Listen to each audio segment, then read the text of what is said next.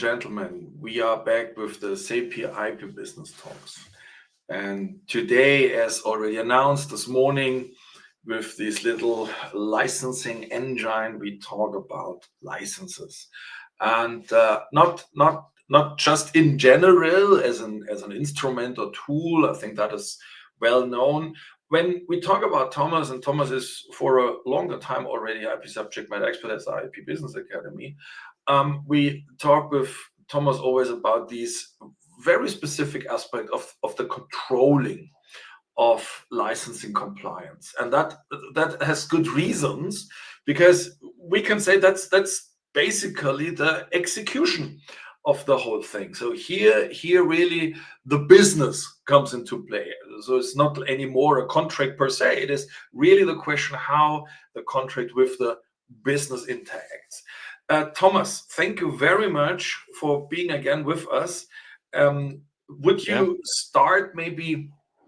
So not everybody followed our ongoing discussion, also on LinkedIn and here in the live show. So it would be great when you could tell us a little bit about your background, a bit about the background of Connor. I have the feeling that not everybody is familiar with that topic and area, and explain us a little bit, how did you personally came into this strange field of IP?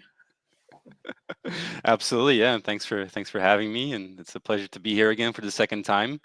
I know we had an interesting conversation last time as well, and look forward to continuing in that trend. And for people that don't know Connor or myself, so we are a global license compliance firm. We are specialized in only licensing compliance, and we basically try to add value with our services across really any industry that has three things. And those three things are typically a license agreement, which I think a lot of people on this call will be familiar with.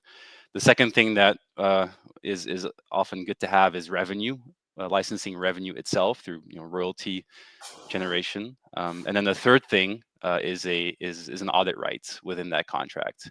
And wherever you have those three things, we tend to be able to add value and strengthen the relationships with the licensees and licensors. So you're talking technology licensing, you have music, royalty compliance, even there is brand licensing, there is pharma as well, biotechnology licensing.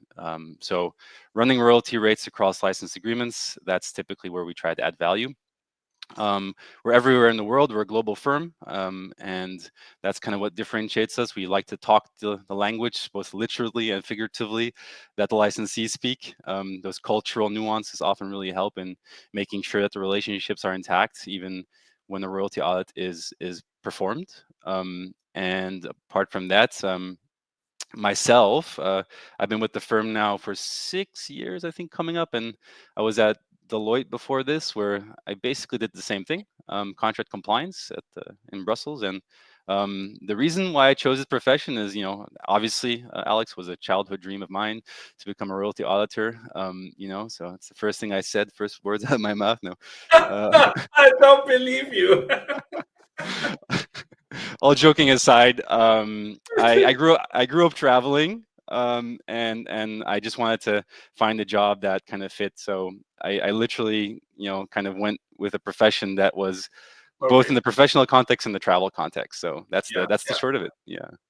Got you. Yeah. So, and for the ones who have not followed to what we said and did so far, so you run a very successful page on the DPLEX with your profile as IP subject matter expert, and you offer here plenty of information and know-how around this issue. And very important, there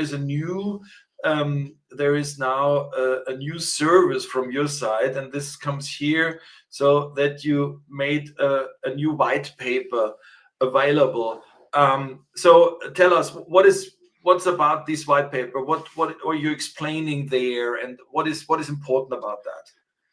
Yeah, a brief overview as well, because I'm sure that we'll get into some of the things in our conversation. But the white paper basically is supposed to reframe the shift in mentality and the shift in I guess, business acumen that we see in the licensing industry itself. So as you said, we are a little itty bitty kind of, nuance within the broader scheme of what licensing is, but a very important one, I'd argue. And I think as licensing grows and the complexity of licensing grows in the contractual realities, there's a lot of R value, I feel, that is beneficial to both licensor and licensee. So exactly. Let me point that out, because you said that the complexity is rising, and Right. I think that we had that discussion at the CTO forum here for CTOs from the DACH region, and there was this upcoming discussion that are mainly classical, let's say, machine manufacturing companies, and we had this discussion about software as a machine as a service, or then on top software as a service or pay per use. So all these more fancy business models compared to just a transaction. So I give you the machine and you pay for the machine, and then ownership's going over, and that's it, so to speak, and the rest is Right. maybe maintenance. And there are these famous cases from Trumpf, von Hilti, which are quite successful with it. But obviously, the complexity becomes higher and higher in such deals. And the CTO, Mr. Wehr from Vorwerk, he mentioned then that typically you have also to orchestrate, to organize a full business ecosystem around that. So it is not just this one product, this one service, because at the end, the customers expect a certain custom experience, and typically you are not the only one who is offering something. It starts with the computer, with the operating system, with all of that, with the internet, which does not come from you, you use it just. Right. And so is that your experience, and is that reflected in the white paper, that this rising complexity has to be managed to make it operable and to make it profitable and to grow business with these logic of licenses? Partially, yeah. The IoT space as well is one of those examples where you're just going to see an exponential explosion of the complexities that arise with all the device manufacturing and the licensing of the devices or the content. We see a big shift as it goes to like more content licensing than device licensing. But the white paper, I think, is supposed to kind of look at obviously license compliance, where we stand, from a more proactive approach and looking at it as a value driver, and basically stop looking at it as a cost center and something that is kind of done only ad hoc, and looking at it from a value driver, and again, not just for licensor but also for licensee. Okay. So it is strongly recommended for people who are around that topic to download that paper, which really comes directly from practice and from your experience. And we have a little announcement. So we don't want to talk here in the IP Business Academies live talk just about theories, or just consultants or service providers talk with each other. We think it is extremely important that also the industry practice, so to a certain extent, the users of the IP system are integrated in that discussion. And the announcement is that one of your clients will join us at the 1st of July, and I think some of the audience have already heard about that company. Could you tell us who will come? Yeah, it's a very small company. Yeah, no. So we're fortunate enough to have one of our clients join us for the next conversation that we'll be having, so that we actually bring that industry kind of firsthand experience to the conversation, to the audience. So definitely look forward to that. And it is none other than ARM, the semiconductor giant that will have on the discussion with us. I'm really looking forward to that session, which will obviously be not just me as a service provider kind of talking about how amazing our stuff is, but also having obviously the client themselves, kind of from their perspective, kind of showcasing how they're optimally leveraging these type of tools and these type of services for their purposes as well, Yeah, because yeah. that's eventually what's important. Absolutely. Yeah, I would say ARM is a wonderful example for showing also the yeah, the size of such programs, but also the complexity of such programs. So ARM is in smartphones, in also these RISC processors. RISC stands for reduced instruction set computing. So it's a specific kind of very, very effective processors, and these processors are in smartphones, tablets, in embedded systems, wearables, smart home servers, personal computers, name it. So just that, these huge variants of products with different price points, and then also the companies which are licensed. So it's Apple, Qualcomm, Samsung, Nvidia. They are all licensees from ARM. So this is unbelievable. So it's really the who is who on the tech scene. And just to make clear which company we're talking about, ARM-based processors are used in 95% of all smartphones and tablets on this planet. 95%. So billions of these ARM chips are shipped to all the other manufacturers of these products, which are everywhere around. So I'm really curious and looking forward to our discussion of 1st of July. And that brings me to some of the questions which I would like to discuss before we talk with ARM, and that we are well prepared, so to speak, to this Praxis discussion. And the sure. first thing is, there are different terms. I mean, even a compliance, as a contract licensing contract compliance, is something which not everybody has already heard. Yeah, so we make our job that it becomes more and more prominent in the IP field. But there are topic as aspects like a proactive and a reactive compliance. Okay, Right. and that is sounds fascinating, and obviously it has something to do with the timing of the audit, and how it is proceed. So can you explain us the difference and the pros and cons for these approaches? Absolutely, and that's a good question. I think part of the main kind of mindset shift that we're seeing out there happening, and this is not just unique to kind of what we're seeing from our perspective, but just more generally in the licensing industry as it relates to the compliance, is that reactive compliance, if you will, it kind of happens after the facts, and it's more when there's an issue or a dispute or a shortfall. Something, a trigger occurs, and an unhappy partner, let's say, is coming to light. And I always like to use the analogy. It's like waiting for your car to break down before you go for a checkup. Um, Okay. right. And proactive compliance for me, on the other hand, is having a regular maintenance check that you actually build into your licensing lifecycle. It doesn't abuse the audit rights. Actually, it uses them.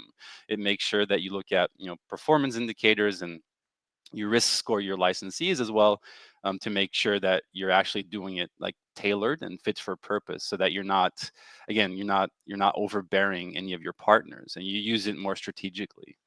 And I understand that many still hesitate currently, because they do see it as kind of maybe a relationship, kind of blocker, if you will, to a certain degree, or it could potentially impede on the relationship. But um, that really is just a misconception. And obviously, like, if you wait till the time where it will become a strain on the relationship, then you are in those really unfortunate positions where you have to negotiate things that you could have prevented by, again, having that checkup a little bit sooner.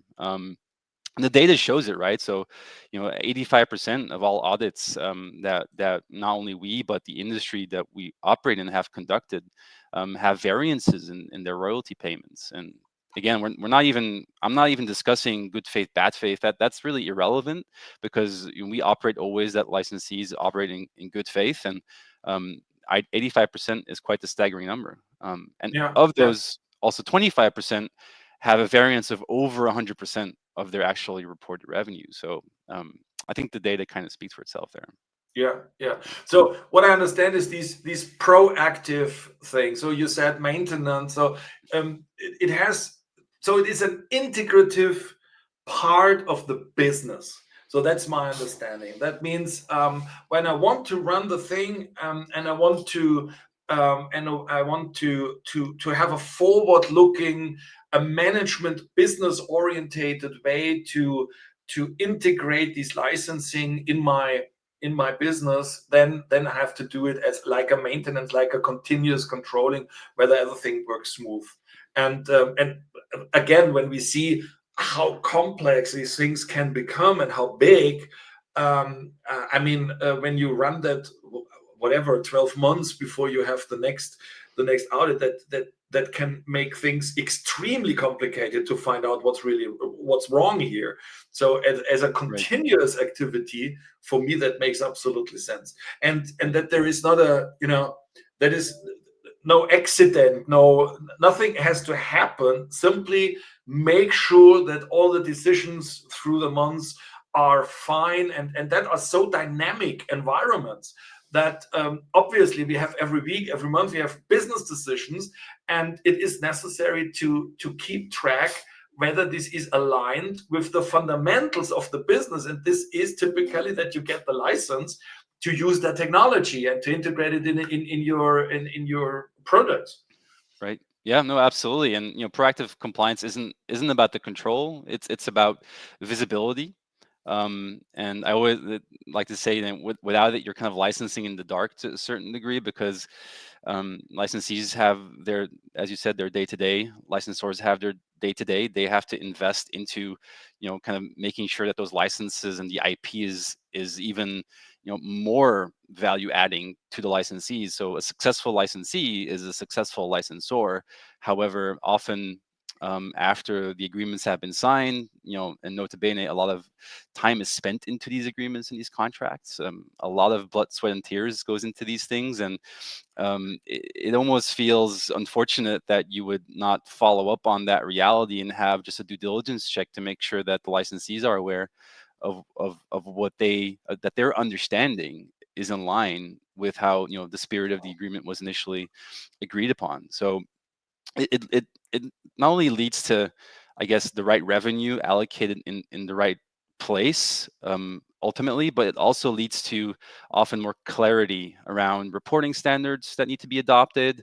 It can help reduce complexities across the licensee base, and it often helps kind of reset those expectations and make sure that you actually have more value as you go down the line. Yeah, and simply having the figures right. Yeah, so depending on, I mean, there are the very simple contracts, but typically in that size, these contracts are not simple, and even which amount of products should be taken into account, or you have products which come to resellers, and product which comes to whatever system integrators, and so on, and that can all be distinguished and different treated for good reasons. And I mean, my point here is that it is these kind of licensing contracts are really the basis of the business, right? So without that, this is what we call in the master program, CEIPI EPO master program for IP law and management, what we call a asset center. Okay, so it has to be organized like a mission critical center asset, because otherwise you cannot run your business. This is what I'm telling the students. I said, you know whether something is really an asset, so when you put it away from the company and the company wouldn't work anymore, so then you know it's an asset. Yeah, Right. so it's very simple. And without these kind of contracts, and the availability then of this technology, which is mission critical for the products, it is absolutely clear that it has to be managed like an asset, and that means it has to be managed and not just underwritten. Yeah, so it's fine that you have your contract in the first place, but obviously people have to understand, and yeah, as you said, bookkeeping, and yeah, the figures has to be there. So Yep. I cannot understand that this is not the general practice, that also the licensor recommends to the licensee to make that happen as a bundle, because otherwise the yeah, it's a very high risk that things run sour sooner or later. Right. And I think there are licensors out there that have these kind of in-house compliance checks as well. But ultimately, I think the core of what your time is spent on and your focus is ultimately is most best spent on the most added value time that you have available to you. So from our perspective, our company, we've only focused in these things. So typically we go a little bit deeper, we have a little bit more insights, and we can kind of benchmark across industries as well to make sure that we give the extra to our clients. Okay, so we have a question from the audience. Leila asked for proactive compliance. How early in the process do you get involved? So that's an interesting question. So is it from day one after the contract is signed, or is there a regular meeting established? So how is that down to earth organized? That's a good question, and I'd say it really depends on the journey, the licensing journey that you are in, or that a potential company looking to explore licensing compliance is in. So there's a couple of best practices, and we like to think of it as having three tiers. You have your top tier that typically is your 80/20 principle, applies here as well. You have your mid tier, and then you have your long tail of licensees that are not as revenue generating currently, but obviously as a licensor, you'd want your licensees to be successful, and you hope that all of them become top tier after a while as well. So depending on where you are in that journey, we would say there's different approaches to that. And I always like to compare it to playing golf. You have different clubs for different parts of the, part of your game. And same as for compliance. We don't have to do a full royalty audit on a, let's say, a long tail licensee that obviously needs a different approach, that maybe needs to be just called up or asked about how they're doing, how's the business going, what kind of initiatives are you working on, and where can licensor actually best support those initiatives. So that's the collaborative aspect of it as well that we're trying to highlight. Is so for the long tail, it tends to be more kind of data driven and more technology driven, scalable solutions that you can apply across the long tail.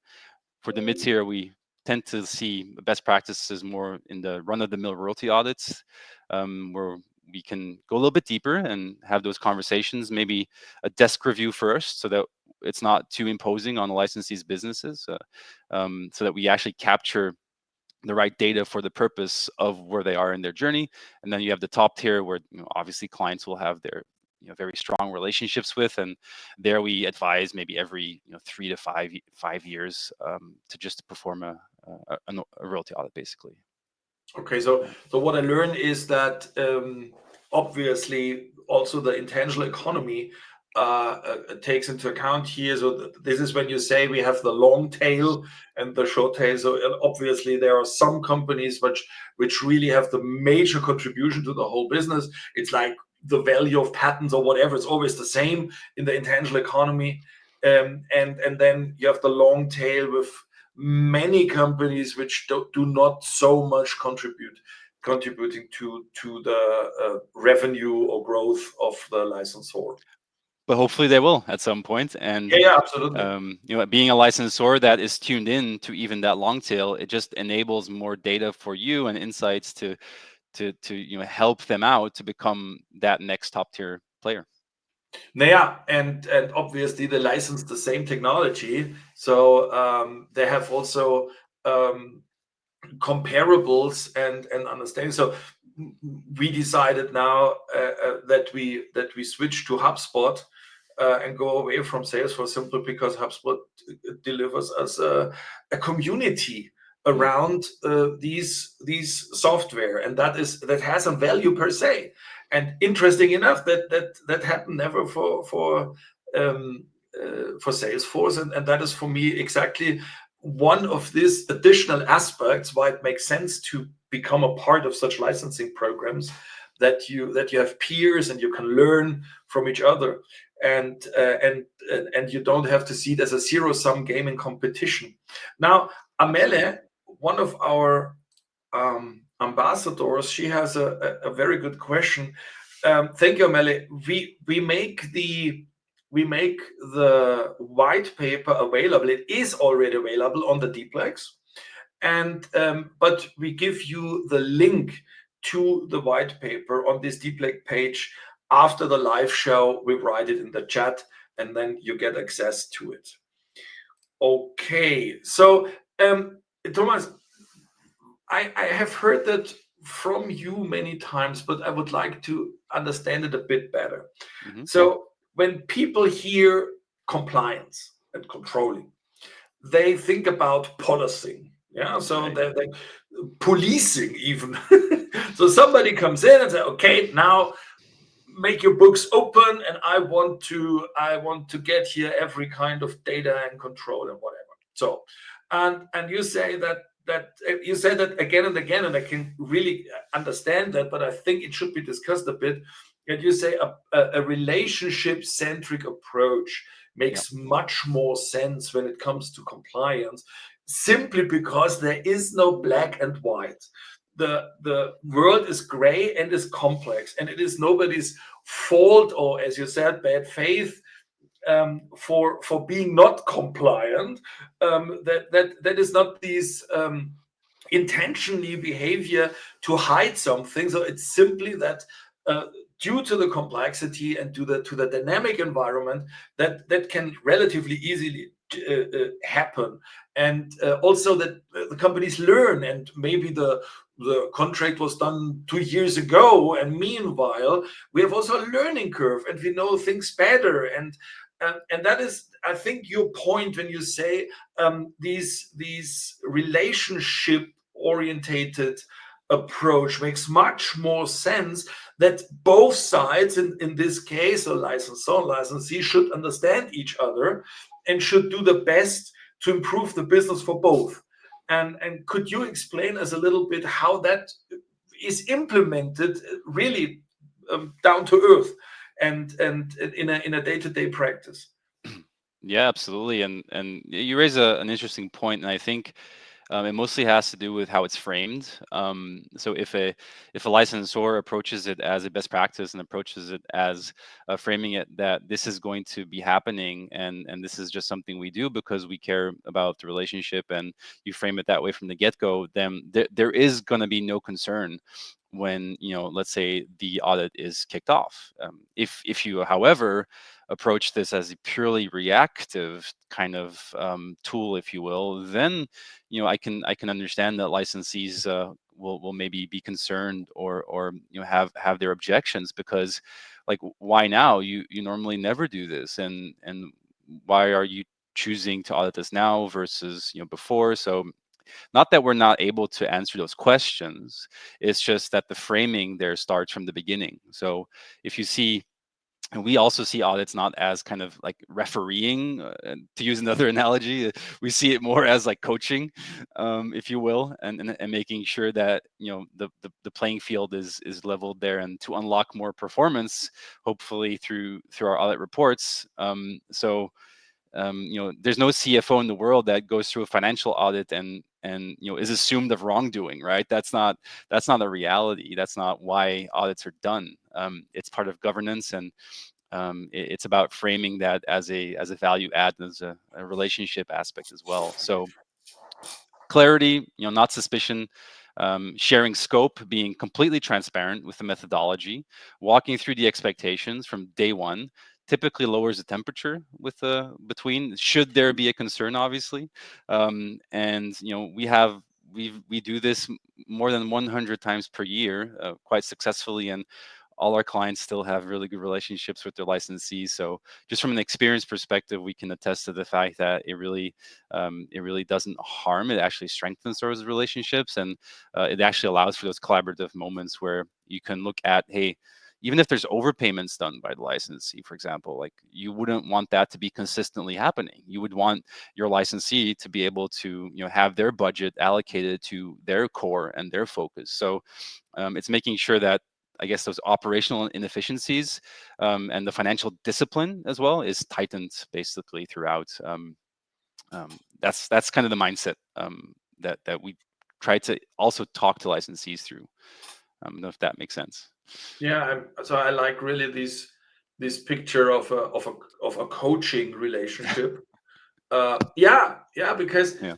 I try to explain to my students, and also when companies come up and say, okay, we want to run here a license project, and when they are unexperienced in what that means. So quite often the company representative hears a continuous stream of money. Okay, and I just deliver a right. So, and Right. the rest is done by my licensee. So, and obviously, it is something completely different. And especially these two parties have to stay attractive for each other over a long time.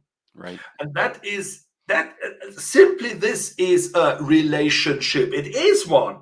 And it is much more a relationship compared to selling a product and reducing the rest to maintenance, yeah, or a guarantee or whatever. But the fact is that in a licensing cooperation, these stay attractive. So the licensor should continuously be attractive to the licensee, and overpayments make it less attractive, for Right. example. Right. And the licensee should be also attractive to the licensor in using this asset to the best effort and with the best result. And Right. and due to complexity and to changing environments, this relationship has to be maintained, has to be nurtured.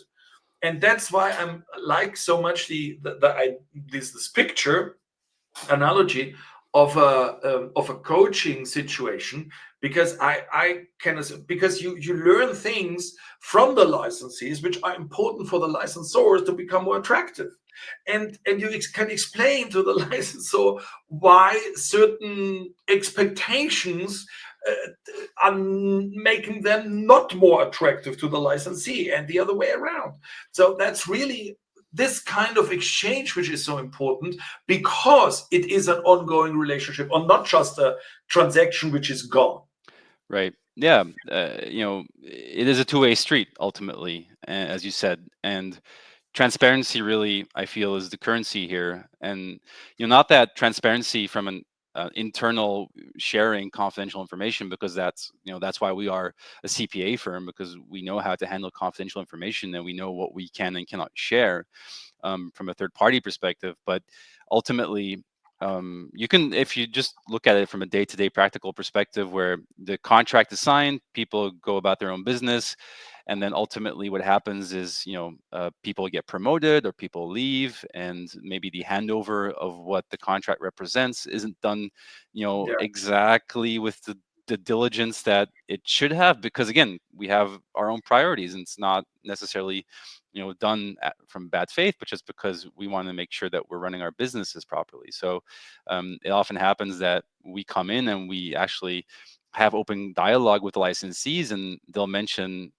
that they've had maybe problems or challenges kind of classifying certain products, and how do we treat these products. And licensors have a lot of business activities to do as well, and can't always get back on time to the licensees to review those vast amount of products and SKUs. So having that touch point between the auditor in this case and the licensee is also it's just very, it can be very therapeutic almost. It can be very like almost like a mhm, rundown of everything that they've been experiencing over the years, without having that one-to-one with the licensor, and opening up basically the conversation to how do we not it's not about rectifying the past necessarily, so, but it's about how do we make sure we the spirit of the contract is moving forward optimized for. And then that obviously is a recurring theme as time continues and businesses change. got you, got you. I have a question from Dirk, and that's really a good one. I'm not sure, Dirk Schulze, I'm not sure whether you can answer it in full or you want to write something later on in the chat. But Dirk really nails the point down and say, okay, wonderful relationship orientated, positive coaching whatsoever, but you need a contractual basis for that. And what are your, so to speak, recommendations, at least, for this audit provision? So obviously that has to be a part of the licensing agreement. Right. Um, what? is there a kind of best practice, a kind of recommendation which you could give at the moment, or could you say something later on in the chat?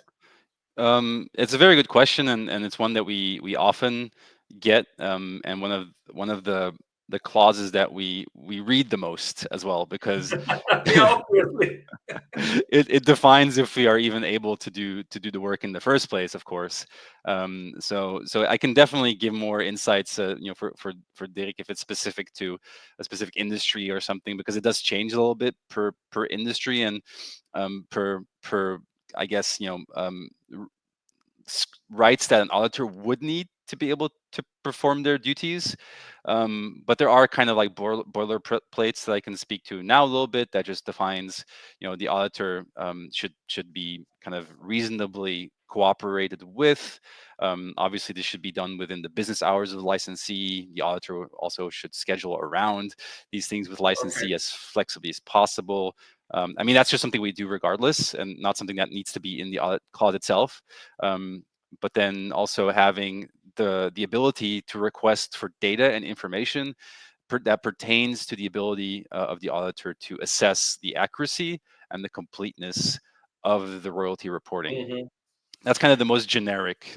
But just to, okay, yeah, wonderful. For me, Yeah. it's already very enlightening. But when you say it's different for different industries, could you give us an idea why it is so? It mostly has to do with the amount of data involved Ah, with such an audit. So, for example, a music royalty audit, it could go up to billions of lines of data, and then there's slightly different protocols that can come into play. But then on, let's say, the more manufacturing side, the more, I guess, non-digital way of auditing as well, there are very sensitive pieces of information that the auditor could potentially get a hold of. And although obviously we will sign NDAs, we will make sure that, again, we are a CPA firm, we do this as a business, so our reputation stands and falls with our ability to handle sensitive information. But mhm. still, certain industries are so highly sensitive that the audit rights tend to be, I wouldn't say negotiated upon to the degree that we can't do our jobs anymore, but it tends to be very specific on what the auditor can and cannot request. Mhm. A more Got you. Got you. broader audit right would be the auditor can ask whatever the auditor deems relevant, which is, in our case, we would only ask for those things anyway, because, we also have our businesses to run, and we don't like auditing just for the sake of it. We like to do it because it adds value to both licensor and licensee. Yeah, makes Yeah. sense. Makes sense. Yeah. Okay. Thank you. Yeah. Obviously, that makes a huge difference. The amount of data, the quality of data, and the source of data, and so on. Yeah. Yeah. Obviously. Um, um, when we are with the data, I have another question which we have Sure. already discussed, but I would like to ask you that. Um, uh, uh, uh, the point is that you have a perspective on a company which more or less nobody has. So um, you look at a company from a completely different angle than the typical, financial auditing, or a bank, an investor, whoever. So they make all different things, and nobody stands up and say, "Okay, now I would really like to understand your licensing situation." So what is that? Yeah. But this is exactly your point of view. And as we said, um, quite often this kind of license is really an asset, because it drives the growth of the company, or basically the company itself, and hopefully the growth. And that means I could imagine that with this unique, quite often unique perspective, you could unlock really hidden revenue or opportunities, or also operational inefficiencies, Right. which is not detected normally, because nobody has this lens on the processes. And Right. how could you how so first, is that true? And second, how can you make that available, so to speak? Right. Good questions. And, we are somewhat, I guess, limited in our ability to report on certain things because of the NDAs and all that, all the confidentiality around it, but we do try to add as much value as we can through, just calling out where the variances and discrepancies are, even the non-monetary ones. So if you look at it from, even if it's a reporting structure, let's say you're a new licensor, you've got 5 licensees, that's very manageable for you in the beginning, 5 licensees reporting into you. But I imagine the ambition is to scale that. So, are you set for that scale? Are you set for the nuances for a 100 to 200 licensee portfolio that potentially will have bespoke contracts to a certain degree, and will have different SKUs, will have different kind of synergies with your IP. So we have insights into those things that we happily help our clients, kind of help build. But then the audits themselves also uncover why are things going the way they are going. And when I say why, I mean, is there a misunderstanding on either the licensors and the licensee side of what is a licensed product, b, how is the royalty calculated? So if you really go into the kind of the raw of it, is there's different ways that the royalty can be payable, and there's different mathematical formulas associated with that, and it's not always clear to both parties what is and what does not constitute a relevant deduction Yeah, to the absolutely. revenue streams, or Yeah. what are And what products is that are in scope. what I so much like on what you say is this is exactly that kind of matching and calculating is where IP hits the business. This is exactly this interface, and this is far beyond trivial. But it is exactly where you can see, and this is a data which is obviously unique, and most of the time you are not allowed to talk about it. But from the logic, this is something which is absolutely relevant when you want to create portfolios, when you want to make the next licensing contract. So you accumulate an unique amount of knowledge in for the knowledge economy, where the IP side hits or meet the business, Right. and how to optimize that. I And mean, because you see it in your audience, in the reality. exactly. And the reality is, and you mentioned HubSpot before and Salesforce, and not that I want to necessarily put the two against each other, because I like them both. But but apart from that, I think it's a CRM, right? And a CRM ultimately has its own purpose. It has its own raison d'être for being what they're supposed to be achieving for their customers. And I guarantee that it's not royalty tracking. That's not why ERPs and CRMs and all the, like, all that good stuff that make business a lot easier, they're not built for tracking the 1% of the revenue that is a royalty stream. And it makes sense that it's not built for that, because it is not a priority for those systems. But it is a priority for us, and that's, I think, where we come in, is that we kind of make sure that whatever the realities haven't covered is where we try and add that value. Yeah. Okay. So first of all, thank you very much, Thomas. I want to show to everybody again this incredible licensing engine, which we talked about for the last 45 minutes. So as a summary, I would say a strong recommendation to download the white paper, and a strong recommendation to join us at the 1st of July. We will talk together with ARM and their licensing programs, and that is definitely something which is relevant for the knowledge economy out there. Thomas, thank you very much for joining us today. By the way, I did that with the video generation tool from it's VO3 from Gemini this morning, and I asked ChatGPT to explain me how you would visualize a licensing engine, and then I used that explanation to let Google Gemini make a video for it. So Nice. with this impression, thank you very much to all of you. I hope you will be back at the 1st of July. We give you the link for the download, and enjoy your Wednesday. Thank you, Thomas. Yeah, absolutely. And if everyone has any questions, obviously feel free to reach out to me directly as well. There's a lot more that I can share about the different tier structures and how you can use data as well to navigate the licensing compliance space in itself. So yeah, thank you everybody for joining, and look forward to our next conversation. And as I explained today on the LinkedIn chat, you find at the LinkedIn profile from Thomas wonderful articles which really go in depth of the whole discussion. Maybe also for you, Dirk, that is something which is very informative on that topic. So thank you very much. Bye bye. Thank you, everyone.